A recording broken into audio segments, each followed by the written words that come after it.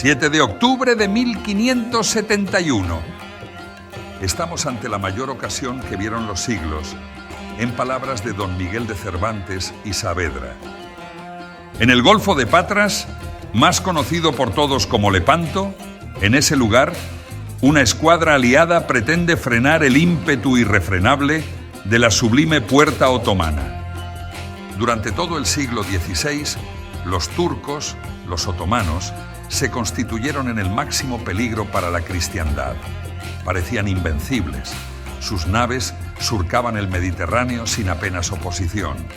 El sultán, orgulloso, lucía sus blasones de guerra por buena parte de ese Mediterráneo y soñaba con la conquista de Europa. Los genízaros, convertidos en ariete de aquella tropa musulmana, provocaban el terror en las filas cristianas. Finalmente, los estados pontificios, Venecia y España, la potencia dominante en aquel siglo XVI, unieron sus armas para enfrentarse a la sublime puerta. Al frente de la vanguardia de la escuadra aliada, compuesta por más de 200 galeras, se situó un jovencísimo almirante, su nombre Juan de Austria, hermano natural del rey Felipe II. Con pocos años, pero con un magnífico porte y exquisita galanura, supo asumir la difícil misión que lo convertiría en uno de los grandes héroes de la historia europea. Cuando Austria supo dirigir muy bien sus naves y apoyado en la veteranía de almirantes como Andrea Doria o el mismísimo Álvaro de Bazán, logró dar un golpe maestro a las ambiciones turcas en el Mediterráneo. La batalla de Lepanto no fue tan decisiva como algunos quisieron ver, pero sí parece que sirvió para frenar, o por lo menos ralentizar, la marcha hacia las barbas del sultán. Frente a las 206 galeras cristianas, se situaron unas 220 galeras musulmanas. Las formaciones eran fabulosas, fantásticas. La línea de combate era una auténtica soflama multicolor. La ambición de unos y otros no iba a dejar ni un solo paso a la verdad, ya que no querían perder esa batalla, pues sabían que se jugaban mucho. Se creó una línea de combate de varios kilómetros y en el albor del 7 de octubre de 1571, Juan de Austria supo aleccionar a sus hombres para que se lanzaran con determinación a un combate singular. En los inicios de aquel día, las escuadras se divisaron y pronto chocaron. Tras múltiples estrategias y maniobras, las galeras de uno y otro bando se vieron enzarzadas en combates crueles, terribles.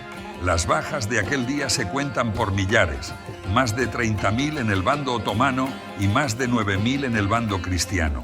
Frente a las flechas envenenadas lanzadas por genízaros y estupendos arqueros musulmanes, se encontraban los eficaces arcabuceros cristianos y, sobre todo, la fuerza de los tercios españoles. 5 horas de lucha sin cuartel, 5 horas de refriega, pero el punto culminante lo encontramos en el enfrentamiento entre Juan de Austria y Ali Baja. Los dos, con sus naves capitana, la real en los cristianos y la sultana en los turcos, como movidas por la magia, pronto se divisaron. Un sortilegio extremo hizo que se provocara la creación de un pasillo marítimo para que las dos galeras surcaran el mar hacia su encuentro definitivo. La que llevó la iniciativa fue la sultana turca. Ali Baja ordenó enfilar proa hacia la real. El contacto, el impacto, fue brutal. El espolón de proa de la nave musulmana consiguió atravesar 4 hileras de bancos donde remaban los galeotes, la chusma, como se decía entonces. Las dos naves quedaron unidas en un destino común. Finalmente, el colosal choque consiguió hacer una plataforma de combate de más de 110 metros de longitud. En el bando cristiano, Juan de Austria contaba con el apoyo de unas pocas galeras que le iban a suministrar hombres, municiones y, sobre todo, esperanza. En el bando otomano, otras tantas galeras apoyaban a Ali Baja. Otros almirantes otomanos como Ulu Jalí y Kurtoglu merodeaban la zona. El resultado, incierto, se combatía en todo el ancho del frente, pero todos estaban pendientes de aquel enfrentamiento entre enemigos íntimos, Juan de Austria y Ali Baja. Durante minutos tensos, aquella plataforma de combate se convirtió en un auténtico infierno. nubes de flechas desde un lado, arcabuzazos certeros desde otro. Los muertos se podían contar por cientos. Ofensivas por parte cristiana contra ofensivas por parte musulmana. No se sabía bien qué podía ocurrir. Cada refuerzo, cada galera que llegaba para apoyar a uno u otro bando, constituía una nueva ofensiva, un nuevo contraataque y decenas de muertos tras él. Nadie quería abandonar, nadie quería rendirse.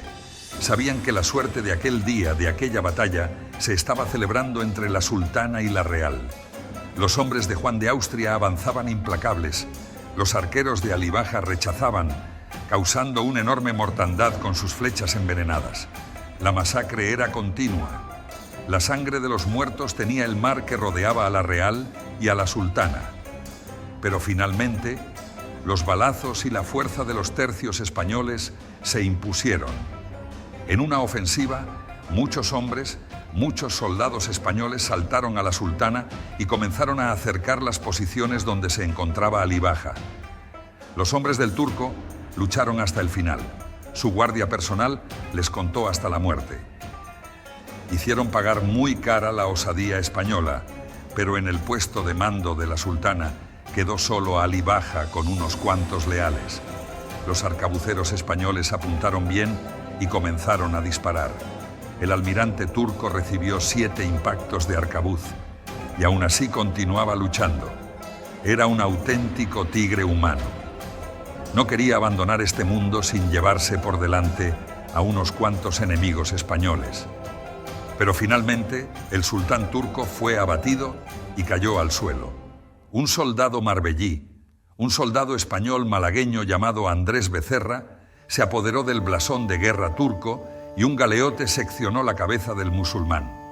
El último gesto de este combate tremendo, desaforado, fue el galeote enseñando la cabeza cortada de Alí Bajá a Juan de Austria. Este, en una acción que le honra, no quiso hacer mofa de aquella cabeza y ordenó al galeote que la lanzara al mar. Juan de Austria mostró cierto asco ante la acción del galeote. No quiso aplaudir la muerte. De esa manera, también se rindió homenaje al enemigo que con tanto ardor había luchado. El desastre para la escuadra turca fue total. De las 230 galeras, unas 180 fueron hundidas o apresadas.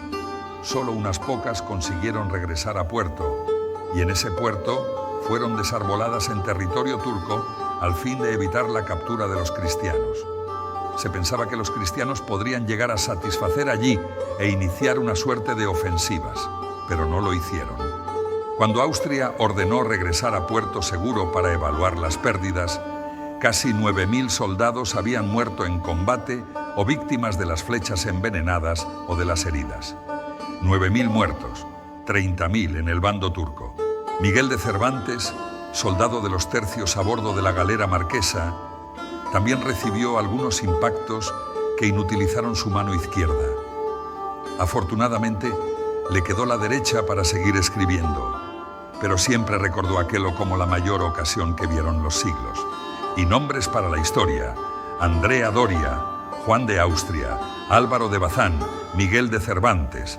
Pero no olvidemos que los turcos también se batieron con gloria y que prosiguieron con sus conquistas por el continente. Eso sí, no volvieron a ser un peligro real en el Mediterráneo. Y la suerte de aquella acción decisiva, la victoria de aquel día, se la debemos a Juan de Austria y a sus valerosos tercios.